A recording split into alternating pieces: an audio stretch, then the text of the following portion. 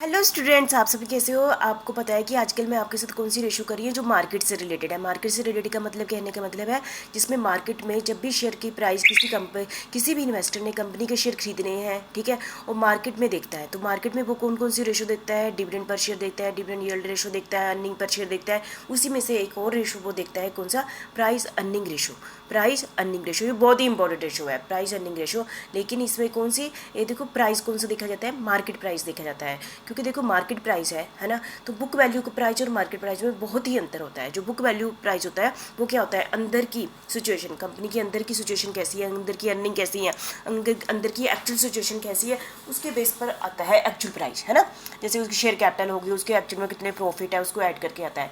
एक होता है मार्केट प्राइस। मार्केट प्राइस पर बहुत सारी चीज़ों का इफेक्ट पड़ता है, जैसे कि लोगों की अफवाहों का भी फर्क पड़ता है, देश की कंडीशन का भी फर्क पड़ता है, बहुत सारे फैक्टर का पड़ता है। हो सकता है कि वो एक फ्लक्चुएशन होती है ना, कि लोगों को चीज़ नहीं मिल रही है, डिमांड और सप्लाई का भी फर्क पड़ता है ना। और उस कंपनी की रेपुटेशन अच्छी है, लोग उस कंपनी के शेयर लेना चाहते हैं। यदि रेपुटेशन एक दिन में ही खराब होगी तो लोग उसके शेयर को बेचना चाहते हैं, एकदम से शेयर की वैल्यू कम हो जाती है। तो मार्केट प्राइस और बुक वैल्यू दोनों ही अलग अलग चीज़ है, ठीक है।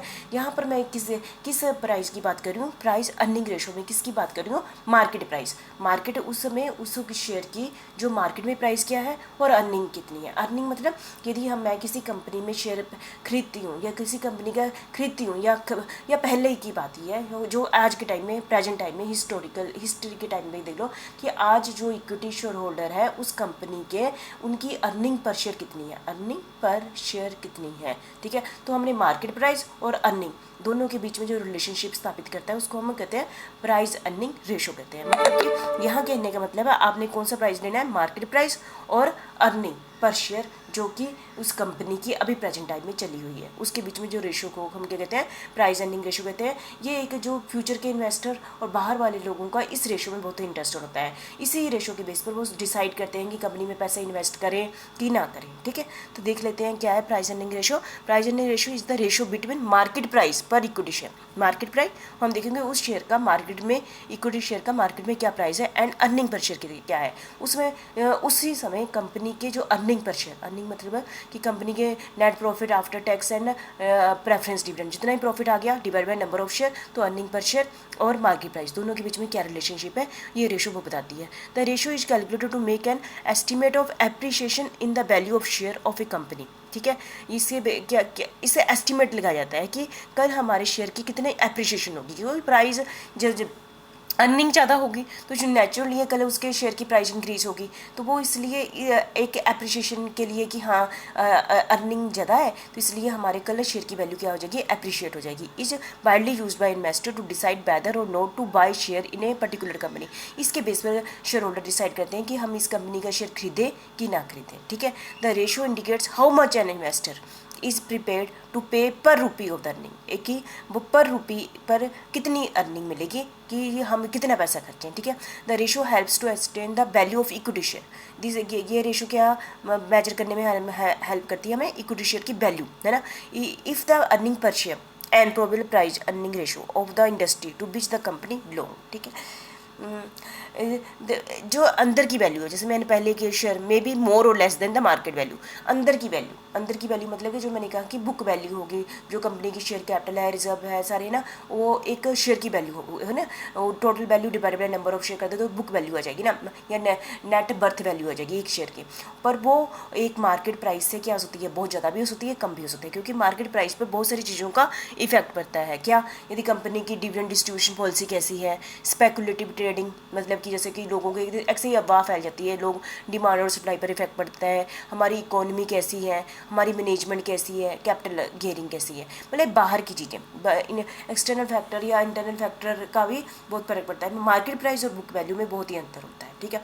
The ratio reflect the market confidence on company equity. देखो मैं आपको ये बता दूँ, ये कई बार होता है कि अंदर में बुक वैल्यू 500 रुपये है पर मार्केट में 50,000 भी हो सकती है। मतलब कि आपने 94 में देखा होगा, ऐसे ही एक केस था, बहुत सारी कंपनी उसमें डूब गई थी, स्टॉक मार्केट में डूब गई थी, क्योंकि एक्चुअल में जो अंदर की सिचुएशन के अकॉर्डिंग एक शेयर की वैल्यू बनती थी।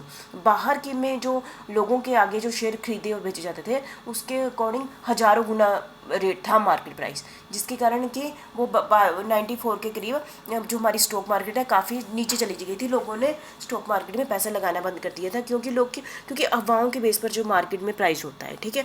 तो ये जो रेशो है वो किसके बीच में रिलेशनशिप स्थापित करता है, मार्केट प्राइस है ना उस एक शेयर का, और डिविडेंड अर्निंग पर शेयर के बीच में, ठीक है। प्राइस अर्निंग रेशो होगी, ठीक है। मार्केट प्राइस पर equity share divide by earning per share, ठीक है। तो इसको हम एक न्यूमेरिकल के रूप में कर लेते हैं। हमारी इक्विटी शेयर कितने हैं, उसकी पेड अप वैल्यू कितनी है, 1 लाख है, और प्रॉफिट कितना है इक्विटी शेयर होल्डर का, 4 लाख है। 1 लाख क्या है शेयर कैपिटल है, और प्रॉफिट कितना है, 4 लाख है, और मार्केट में उस शेयर की कीमत कितनी है, 100 रुपया है, ठीक है। हम निकालते हैं प्राइस अर्निंग रेशो। पहले अर्निंग पर शेयर निकाल लेते हैं। अर्निंग कितनी है, 4 लाख है। अर्निंग कितनी है, 4 लाख है, ठीक है। और नंबर ऑफ शेयर कितने हैं, मैंने यहाँ नंबर ऑफ शेयर लिखे हैं, अमाउंट नहीं है, नंबर ऑफ शेयर है। नंबर ऑफ शेयर कितने हैं, 1 लाख है। तो हमारे एक शेयर की कीमत कितनी आ गई, एक शेयर पर अर्निंग कितनी आ गई, 4 रुपये आ गई, ठीक है। मतलब टोटल शेयर कैपिटल कितनी है, 10 लाख है, मल्टीप्लाई में 10 कर दो, और नंबर ऑफ शेयर होल्डर कितने हैं, 1 लाख है। तो कितने अर्निंग पर शेयर आ गई, 4 रुपये आ गए, ठीक है। और प्राइस अर्निंग रेशो क्या आ गए, मार्केट प्राइस पर इक्विटी शेयर कितना है, 100 रुपया है, divide by earning per share कितना है, 4 रुपये है। तो हमारी प्राइस अर्निंग रेशो कितनी आ गई है, 25 आ गई है। क्लियर है, हमारी प्राइस अर्निंग रेशो कितनी आ गई है, 25 आ गई है, ठीक है। Thank you.